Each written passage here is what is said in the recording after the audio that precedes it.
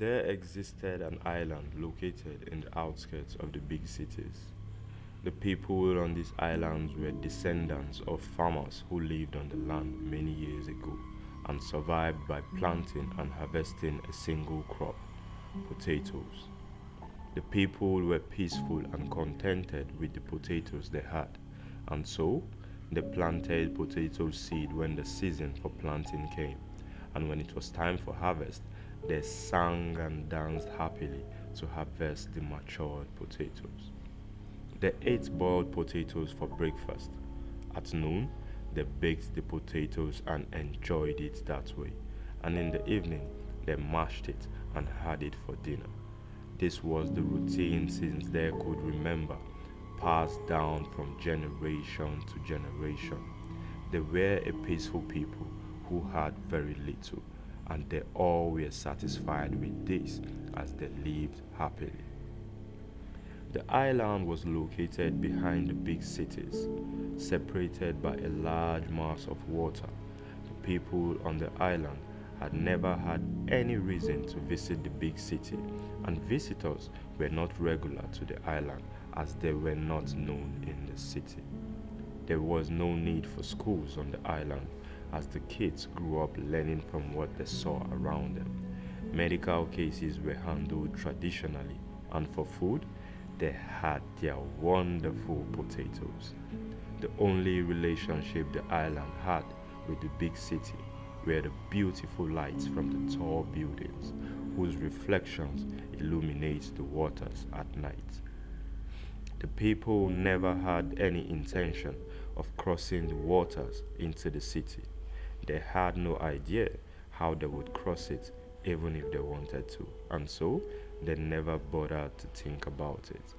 But every night, when the sun begins to set and the city lights begin to come up, they would all gather at the banks of the river, marveled at the uniqueness of the light, each individual with his own thoughts. Some wondered what made the lights shine so bright. The kids pondered who could be controlling the lights, and that was all they did wonder and ponder until it was time to sleep. All was quiet and peaceful on the island until one morning. There was commotion in the hut of Jaja. Jaja was the farmer with the smallest piece of land on the island. He lived with his wife and his son, Manja. The people wondered what the commotion was about as they trooped over to Jaja's hut in their numbers. Men with their walking sticks for support, and the women holding their babies by their sides as the young kids played and followed behind. The crowd had gathered in front of Jaja's hut, all asking what was the cause of the commotion. Some asking why others had gathered in front of Jaja's hut. They quieted down when Jaja's wife stepped out of the hut, almost in tears. Her state made the people scared that the worst may have happened. She gathered herself and spoke.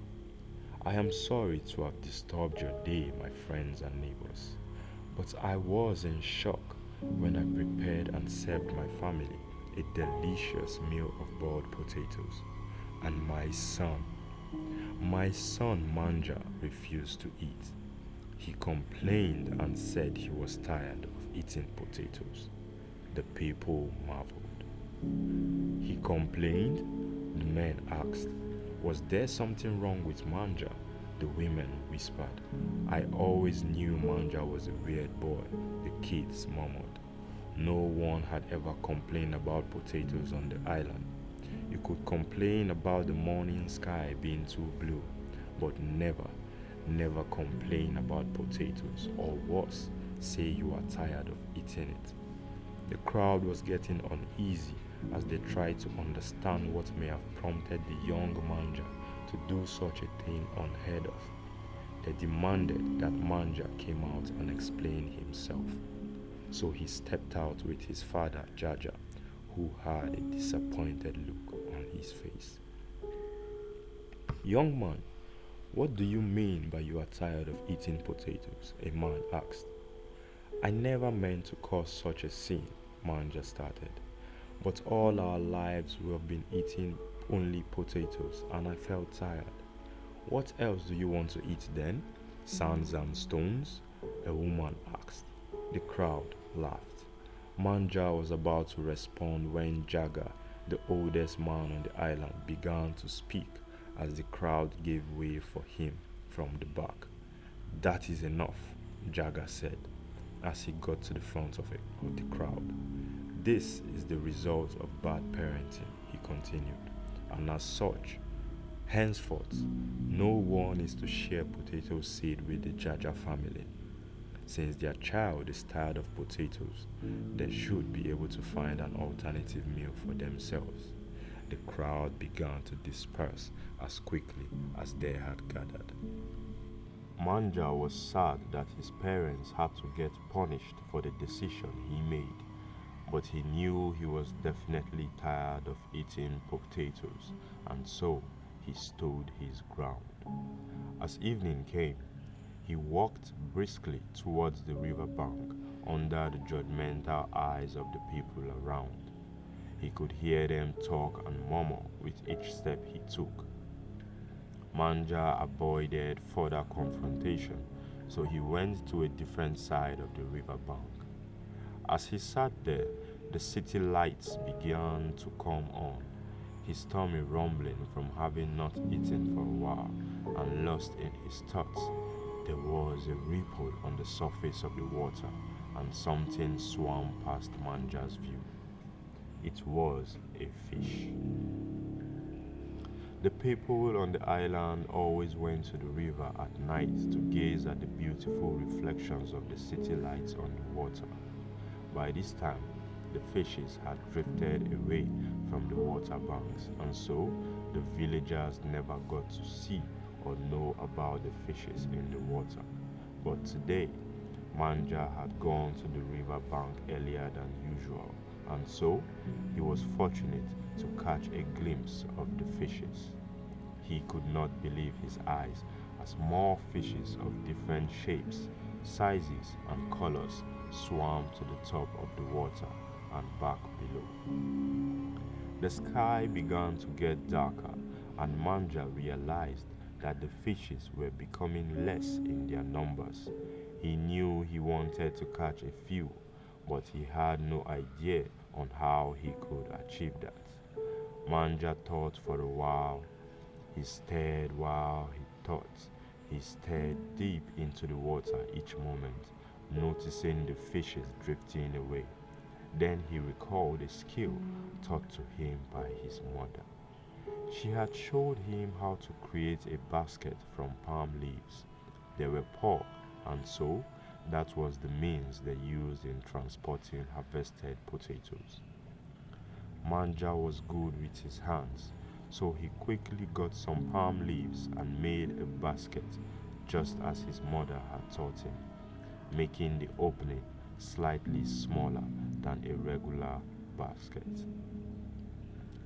Night had fallen, and Manja could hear the footsteps and conversations of other members of the island as they gathered at the bank of the river, staring at the now completely lit city lights reflecting on the water. He didn't know what next to do after making the basket, but he knew he had to do something. He therefore moved closer to the water and placed the basket into the water, and for fear that it might drift away, he carefully held it down with the help of a small fallen tree. He confirmed all was in place and quickly ran to meet his parents as they got to the river bank at the other side. As they all sat admiring the beautiful light reflections, Manja smiled to himself. He wasn't expecting anything in particular, but in his heart, he knew something different from the norm was coming. The next morning, Manja had forgotten about the events that occurred the last night. He quickly engaged himself in assisting his mother with chores around the house, and when his mother was satisfied with all he had done, he accompanied his father to the farm.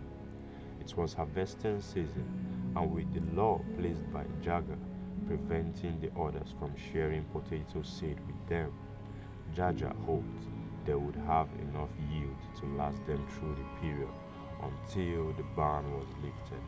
And so, with that hope in heart, Jaja and his son Manja began to harvest the potatoes on their small farm. They had worked for a while and noon had come as the bright sun shined on them. Two baskets made from palm leaves were already filled with harvested potatoes, but there were still a couple of potatoes laying on the floor. Jaja noticed this and happily called out to Manja, who was busy at the other end of the farm. Can you make one of those baskets like your mother does? Jaja called out. The memories from the previous evening immediately crossed Manja's mind as he remembered the fishes he saw, the baskets he had made, and how he kept the basket in the water. He quickly yelled, "Yes, father, I can," as he made to run out of the farm to the riverside. But he remembered what his father asked for and hastily began to make the palm leaf basket with a smile on his face. Before running out of the farm, Jaja stood watching his son, not knowing what was happening. The thrill of what he had done the previous night filled Manja's heart as he got to the riverbank. He realized he didn't have any particular thing he was expecting, but as he tiptoed to where he had placed his basket, what he saw gave him a feeling of joy. Four fishes swam around inside the basket. Manja could not believe his eyes as he quickly but carefully held the branch he had used in holding the basket and pulled it out of the water with the fishes still in the basket. Manja sat on the sand as he stared at the fishes jumping inside the basket, a huge smile on his face. He couldn't wait to show his mother and his father what he had caught. He knew they would be overwhelmed. Manja's mother was shocked at the sight of the fishes, while Jaja smiled at his son's achievements. He quickly instructed his wife to prepare sauce with the fishes, which she began immediately, as they had eaten little all day. Manja was glad to see his parents happy. Evening had come, and the villagers were preparing to head to the riverbank to watch the lights reflect on the water, but a rare scent filled the atmosphere, an aroma which they had never perceived before. It was the aroma of the fish sauce being prepared by Manja's mother. Night had come, and instead of gathering at the riverbank like they usually did, the villagers had gathered in front of Jaja's hut, not because of a commotion, but this time, rather, to find out the source of the delicious aroma that had filled the air. This time, Manja stepped out with a smile on his face to address the villagers.